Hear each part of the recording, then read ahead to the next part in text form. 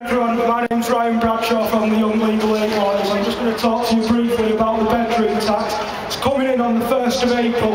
At its most basic, it's going to be a cut in the housing benefit for people who want spare bedroom of 14% and 25% for those with 2 spare bedrooms. No guidance has been given by the government as to what constitutes a bedroom, so they're going to class a box room in a house as a bedroom and use that as a justification to cut people's housing benefit entitlement. Children under 10 are going to be expected to share a room, and children under 16 of the same sex are going to be expected to share a room. So under this policy, we're expected to accept that it's reasonable for triplets who are 15 years old to share a box bedroom. The DWP's impact assessment says that it's going to hit 66% of the households with disabled people in them. At a time when these people are already facing the most heinous and the worst benefit cuts that we've seen. It's going to affect between 660,000 and 930,000 of the poorest households in the country, and it's going to affect 43% of those who are in social housing in the North West. 14,000 households in Manchester, 50,000 households in Greater Manchester are going to lose around £16 per week. That's £10 to £25 million out of the pockets of Mancunians, money they could be spending to boost the local economy that's right in the shit.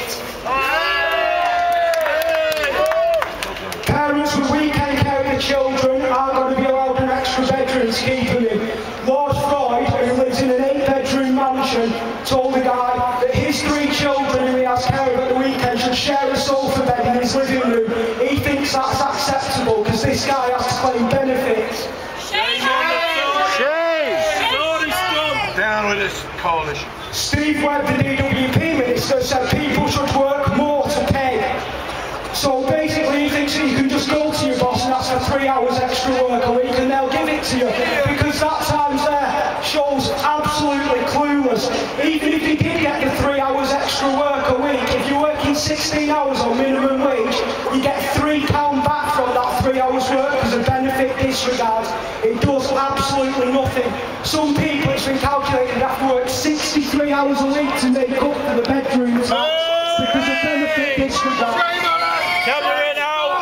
If you look at it in conjunction with the changes that are coming through to council tax benefit, people who are in receipt of job seekers allowance are looking at losing 25% of their income. These people, my clients, are now making tough choices as to whether they're putting food on the table or sticking the heating on. How's that in a first world country? How has it come to that? Down with the coalition. It's our responsibility as activists and citizens to show the people affected that we're here to help them and that we're not going to stand for these injustices. We can be inspired because there's been mass movements in Liverpool, there's been tenants meetings where hundreds of people have come, and their occupational housing associations that are failing to help tenants, and their willingness to fight this appalling policy should be an inspiration to us in Manchester. So everyone here today should know that there's a meeting on organising at Manchester at Friends Meeting House next Tuesday at 7 o'clock where you can get information about how you can fight this in your communities.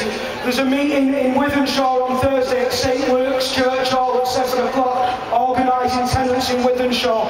There's going to be a protest at 1 o'clock on the 16th of March at Piccadilly Gardens, and you should all make sure you be there because it's a massively important issue.